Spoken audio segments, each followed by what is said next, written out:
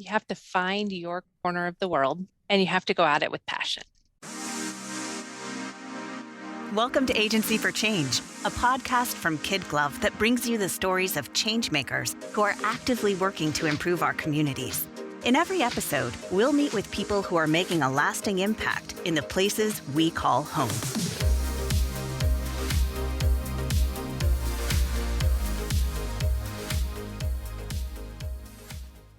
If you ever wanted to help people and be a part of something bigger than yourself, today's episode might have just what you're looking for. It's an organization with over 1,100 chapters across 37 countries worldwide. It commands a volunteer force of 1.5 million people, and it raises nearly $6 billion, and that's billion with a B, every single year. And what's more, you've probably given to this organization at your office through a workplace giving campaign. I am talking, of course, about the United Way, whose Lincoln and Lancaster County local chapter in Nebraska is doing some great work, including assisting families from Afghanistan, Ukraine, and elsewhere on the globe to find new homes in their community. And you'll hear about it on today's show, and you'll find out exactly what you can do, because I know you want to get involved to help them reach their next goal. Hey everyone, this is Lynn Weinman, President and Chief Strategist at KidGlov. Welcome to another episode of Agency for Change podcast. Today's guest is Meagan Liesveld, Executive Director at United Way of Lincoln and Lancaster County, which works to improve lives by mobilizing the caring power of this community. Meagan, welcome to the podcast. Thank you, Lynn. It's so nice to be here with you. I always love talking with you, Meagan, and I am hoping you could just start us out by helping our listeners understand what it is the United Way of Lincoln and Lancaster County does and who you help. Oh, I love that question. And I'm gonna answer that in a more technical capacity in a minute. But first of all, I just want to say I think I have been connected to the United Way of Lincoln and Lancaster County for a number of years in a variety of capacities. And one thing has always held true, and that is my belief that the role of United Way of Lincoln and Lancaster County is to connect people. Which I love. It is what has always been a draw for me and continues to be a draw for me. We are connectors, and that at my very core is one of the things that I'm most passionate about. And so from more of a big picture sort of philosophical place, that's really what we do. But on a more technical level, really what we do is we're an organization that focuses on a few really critical issues. Those are education, financial stability, and health. And we do that because we really, as an organization, are passionate about ensuring that every person in our community, Lincoln and Lancaster County, has the opportunity to thrive. And we really see those particular areas, those sort of building blocks of a good life, financial stability, quality education, and good health as being the major contributors. And so those are the areas that we focus on. And we spend our time working within the nonprofit community with agencies, agency partners that are doing incredible work in that space. And we get to know them, we get to know the programs, we get to know the ways that they're supporting people. And then we get to go to our community and we talk about that. And we generate support for it. The connections that we're working to make are between the members of our community who are also passionate about that cause and say, here's an opportunity to really to step in and be a part of helping other people in our community, maybe people you know, maybe people you don't know, maybe individuals who are experiencing things that you have a tremendous awareness of, maybe you don't, but we get to bring awareness to some of the needs in our community, and then we get to give people an opportunity to be a part of meeting those needs. And so that's how we work to connect. Meagan, I can just hear the excitement and the passion and the care in your voice for the work that you are doing. And you and I have actually been connected for a long time because we live in this community, and you have some marketing in your background, and I of course am very passionate about marketing as well. But I'd love to hear about your career path. Like, how did you use your previous experience to get into this role where you are and serving very well and very happily today? Yeah, I have had a really fun career path. I love I feel that. really fortunate to have had the career path that I have because throughout my career, I've always done things that I'm really passionate about and Good for focused on. you. Yeah, I feel so fortunate because I've done things that I love. I've spent almost all of my career in nonprofit. Very short stint, I mean, not in for profit or not in nonprofit, but very short. I knew right away that I wanted to be a nonprofit, and part of that stems from a passion that I have for mission work of really that compels me, that drives me. It's that purpose piece for me is really important. I was really fortunate very early on in my career to find my way to a local nonprofit here in town, Cedars. And they do incredible work. And I was there for 15 years. But it was the marketing and communications, a skill set that brought me to Cedars. I said, I think I could have something to contribute here. But the passion piece for me was because they were working with children and families. And my dad was adopted as a kid. And that was always a part of our story where I could really connect to just a real value for the work that people do to make lives better for people. You know, he had such an incredible growing up experience with my grandparents who adopted him. And so I had a passion for that space of work. And so I thought if I can contribute anything to that experience for others, I want to be able to do that. So I started out in marketing and communications at Cedars. I worked my way through, I think, about 5 different positions while I was there. A lot of nonprofit folks wear a lot of hats. Like, that is what we know. You wear a lot of hats, which also means you learn a lot of things and you expand your skill set in different ways. Yeah. And I was so fortunate. I had great mentor leaders who, when I would say, hey, can I try this? Said yes. Wow. What an incredible opportunity, right? To have people who say, when I say, can I try this? They said, sure. Yeah. Why don't you do that? And then they supported my ability to do that and to learn in those spaces. And so worked for that organization for 15 years. When I left, I was serving as the executive vice president. So had an incredible opportunity to learn about all aspects of nonprofit leadership and everything from marketing communications to development and fundraising, making connections, ultimately worked with programming and those types of things, and just really had an incredible experience that led me to where I'm at right now, which was the ability to come over to an organization where I took what I knew about partnering, fundraising, and working the community and just expanded it to the ability to work with an even broader network of nonprofits. Yeah. Now you get to work with so many different ones. If I can say this out loud, you've come a long way, baby, right?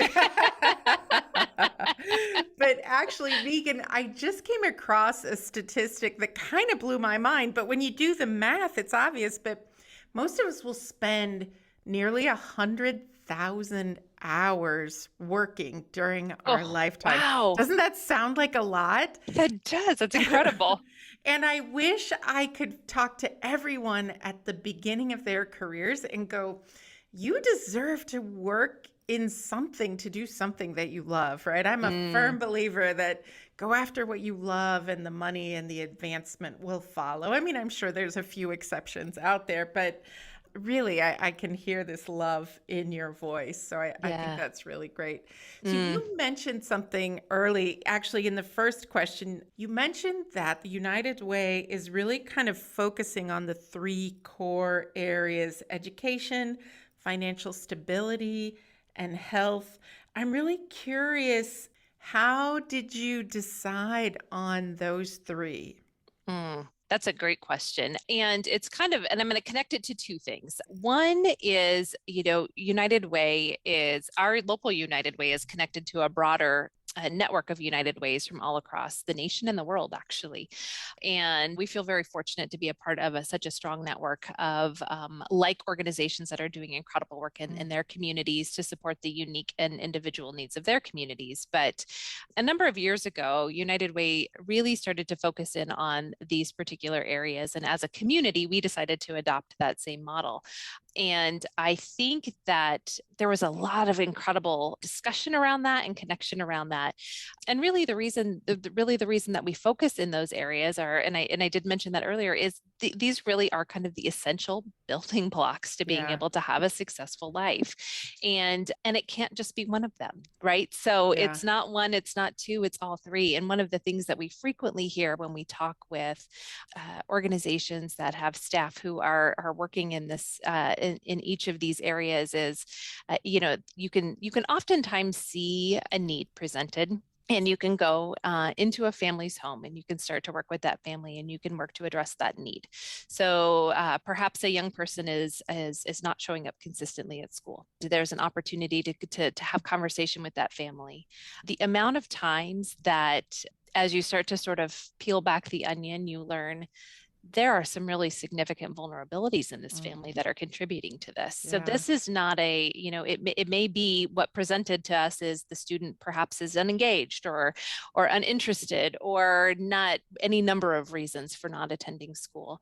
When in reality, it's, perhaps the car has been broken for a week and there's no ability to pay for it because the parent of the home is not able to afford to do that. Or, a student who's consistently not showing up because they're staying home to care for a younger sibling so that a parent can turn around and go to their job. And so, we think it's pretty imperative that we be working across all of those areas and supporting all of those areas because we know how very interconnected they are. And vulnerability in any one of those areas can really cause some pretty significant concerns in others. We saw that a lot during the pandemic, right? So the pandemic was a health crisis initially, right? Yes. Which became an economic crisis, for sure, which became an educational crisis because all of those things are so terribly interconnected. And so we felt it was really important organizationally to ensure that in order for us to have a really strong safety net for our community, that we be focusing on all of those areas. That sounds like a really, really smart strategy. Meagan, when I think about the United Way, it's got to be globally one of the top, most well-known nonprofit brands in the world, right? But yet I bet there's a lot of misperceptions. Maybe people don't really understand what it is that you do or how you work. But I'm just curious. We often like to give people the opportunity. Hey, is there anything out there maybe that you want to clear up or help people understand better? What would you say that would be for the United Way? You do hear that sometimes, in there, and when you work with a very large and well-known global brand, there are just incredible benefits to that. But then there is confusion at times. So I think the one thing that I would pinpoint, and I think this is really important.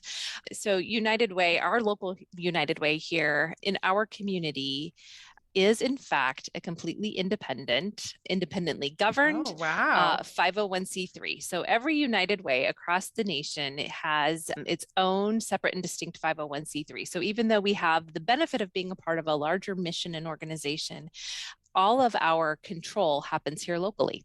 So we have our own board of directors. We make all of our own independent decision making. All of our decision making here is independent about how we fundraise, what we fundraise for. It's very specific to our community, and then how we make those funding decisions and how those dollars go back out into the community or invested. All of that happens at a local level, and so it really is about Lincoln and Lancaster County.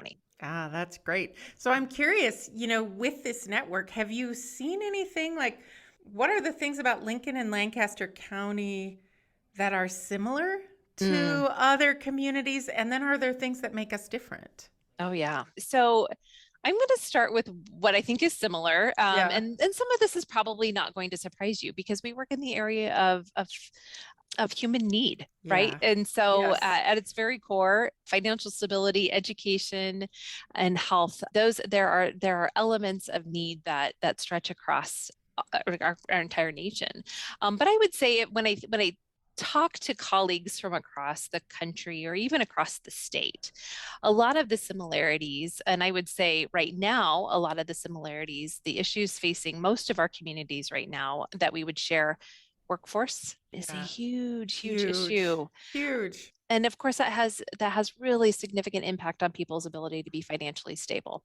Workforce is a major issue, and in a slightly different track on that, it's a big issue for our nonprofits right now. Yes, they're They're having trouble attracting people to help them serve the Mhm, people that they help. Yes, it's huge yes, because often nonprofits cannot pay the same salaries as right. perhaps for profits with similar positions. That does Right, happen. right. And then that impacts their ability to serve Yeah, their community. They endeavor to do it regardless, but that is an issue that we're seeing. The lack of mental health support coming out of the pandemic big is a one. pretty consistent conversation that we have, not just here in our community, but in other communities and certainly within our state.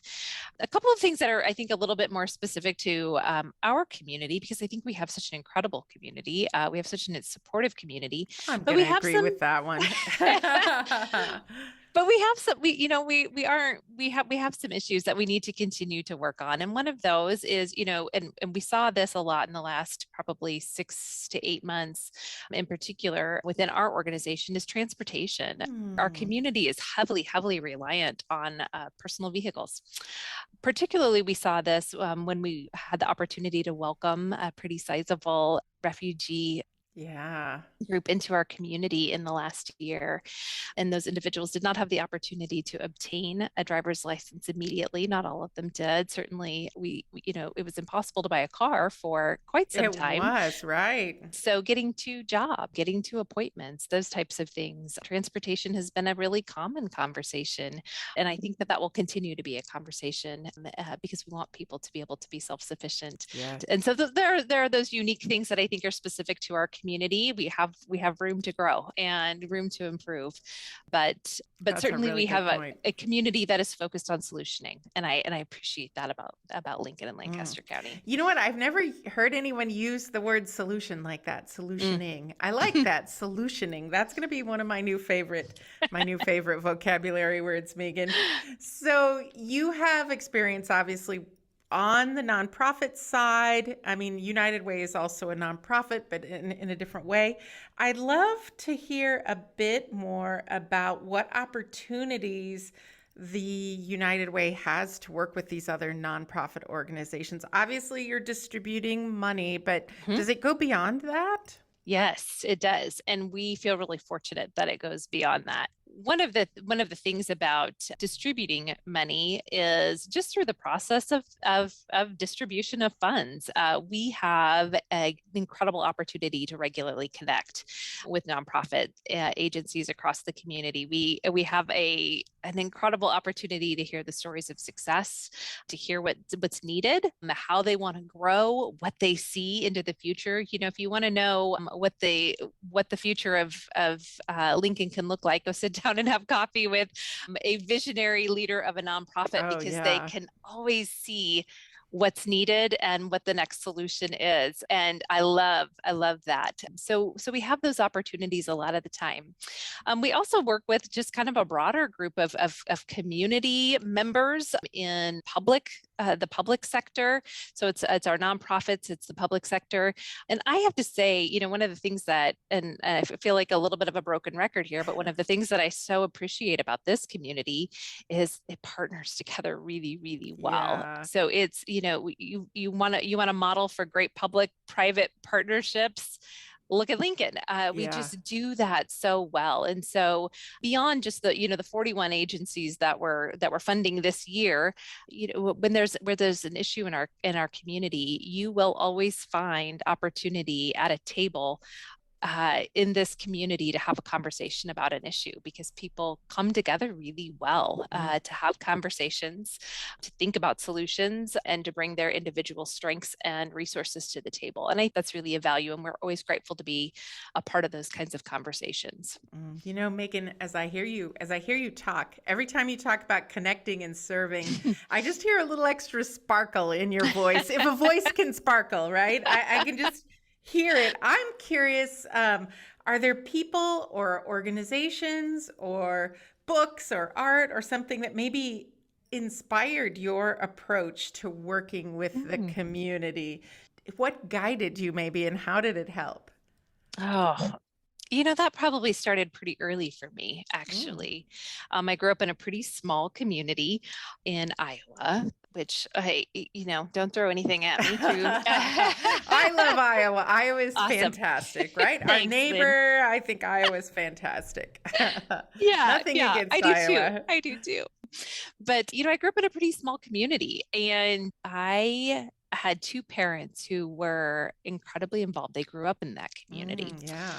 And they were involved in really different ways. My dad had a pretty obvious leadership role in a company in the community. My mom is a more behind the scenes kind of person. But I watched during all of my growing up years, the two of them always say yes. When it was inconvenient, they said yes. It's often inconvenient when you get the ask, right? Especially if you're raising a family.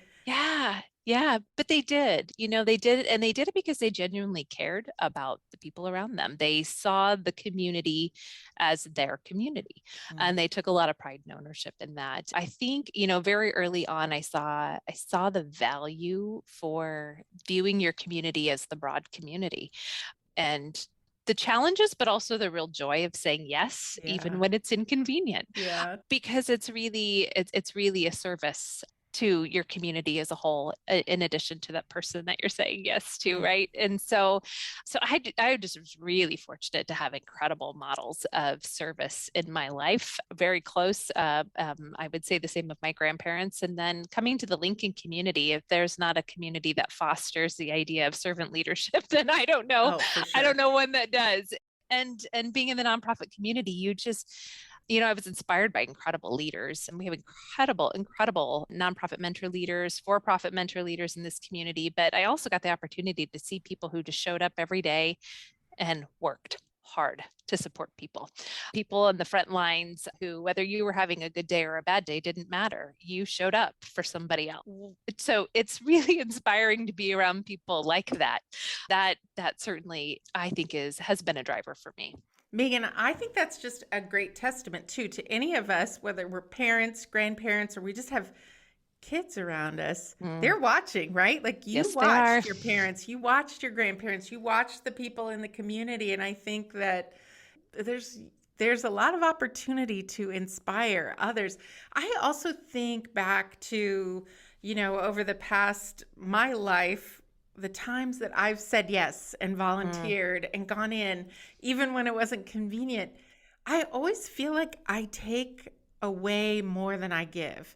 I've met new people. I've learned a new skill. I've learned a new issue. I've kind of filled my heart with the satisfaction of knowing I'm making my community or a community a better place. And so I do think there's a bit of that giving and receiving that happens both ways. So. Absolutely there is. I feel that same way. I often come away with a whole lot more than I suspect I was able to give. Yeah, for sure. You feel a little guilty for that sometimes. Oh, no. I don't think you should at all. I think it's just a good reminder for the days when you're like, I don't know, I'm tired today. It's a good reminder that in the future you'll be happy about this. So lately, I've been reading a lot in the paper about something called the Resettlement Fund. Yeah. Could you talk to us a bit more about this work?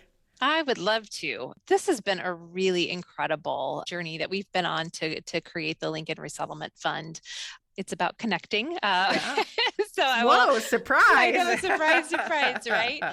But it's been it was a number of months ago. It was in the spring. We started to have some pretty substantive conversation with a number of nonprofits across our community. We're just starting to hear some conversations bubble up about how our new neighbors were doing in the community and how we were doing as a community, welcoming a pretty sizable number of refugees who came into our community in the last 6 months. And we have been, as you probably know, a incredible resettlement community.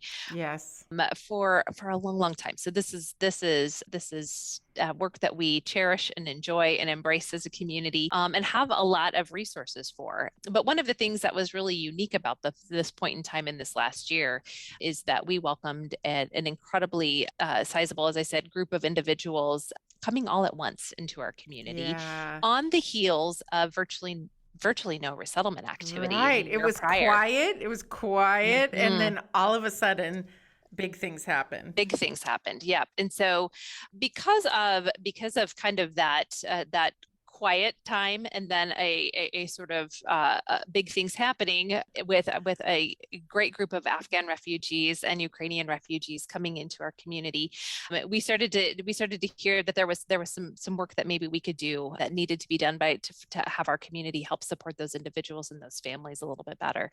And so we pulled together just a group of community members connected from all different areas of the community, from Lincoln Public Schools, from the Ukrainian churches here in the community, government, funders, lots of our great cultural centers, certainly our refugee resettlement organizations. And we had a conversation and we said, how can our community help?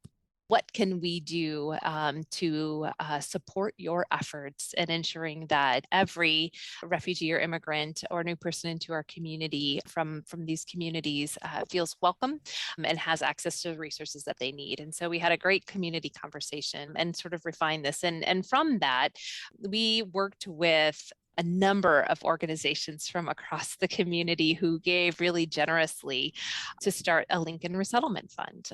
And we've been so grateful to see grow. We raised, I think, to date, a little over $325,000 of new money into our community. Congratulations! That is really great. What a great initiative and a great result so far. I know it's still going, but it's still going. We're still fundraising, but we have actually already been able to put those dollars back out into the community. We quickly turned those back around.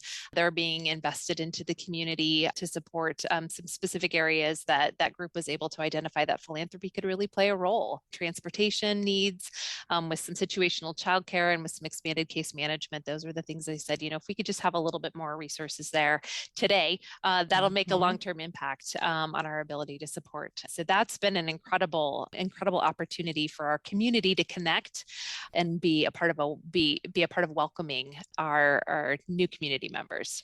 Congratulations once again on that. I think that's really great. And I've been reading some great things about it. So I'm glad you could share a little bit more. So one more thing I'm really curious about, any fundraisers, events, fun things on the horizon that we should keep our eyes out for? Absolutely. So we've talked a little bit just about kind of United Way we do fundraising. That is a part of our makeup. Every year we do what we call the annual campaign. That is really the primary period of time when we're really just out in the community and we're talking about the great work of our nonprofits. We're helping people understand the needs that exist in our community, and we're raising dollars that will then later be distributed back out into those agencies. And we are having our kickoff to our annual campaign on September 8th. Ooh, all right. Yeah, so we're doing some fundraising now. We call this our pace setters. So this is our sort of lead group that we work with of workplaces that are fundraising now. But the official campaign kickoff happens September 8th. We're really excited about it. We have incredible chairs for our campaign this year. Chancellor Ronnie Green and Jane Green are chairing our campaign, so that's they great. are hosting our kickoff at Devaney and on September 8th. 28th, and Trev Alberts is going to be our keynote. So we're pretty excited to bring the giving opportunities to the community. And then we always follow our kickoff with a day of volunteerism. And so we have our day of caring the following day, where we will have individuals spread out all across this community in those 41 different agencies that we support, donating their time and their energy to do something that the nonprofits now don't have to do themselves. Very nice. And don't have to dedicate their staff time to, because we show up and we try to take care of those things. So those are a couple of really fun things that we have coming up. That sounds great. So watch the calendar in September then. Yeah. All right. Fantastic. So if there was one big goal you could accomplish during your time at the United Way, Meagan, what would that be? And does it have to do with connecting people? You read my mind. You know, this is interesting for me, because I have to say there's always a temptation to have something that you can measure, a metric, one big, right. You know, an initiative of something. That's your marketing background, right? What are we going? Right. What's the goal?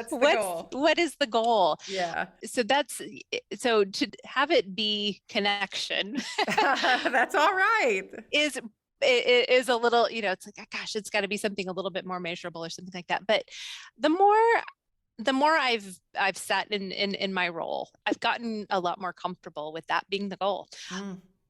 If you remove, if I remove myself from this chair, from this kind of United Way connection bubble, and I look out at our community, out at our world, connection's really needed. It is now more than ever, I think. Yeah. After being distanced, right? Yeah. Distanced, afraid, like paused.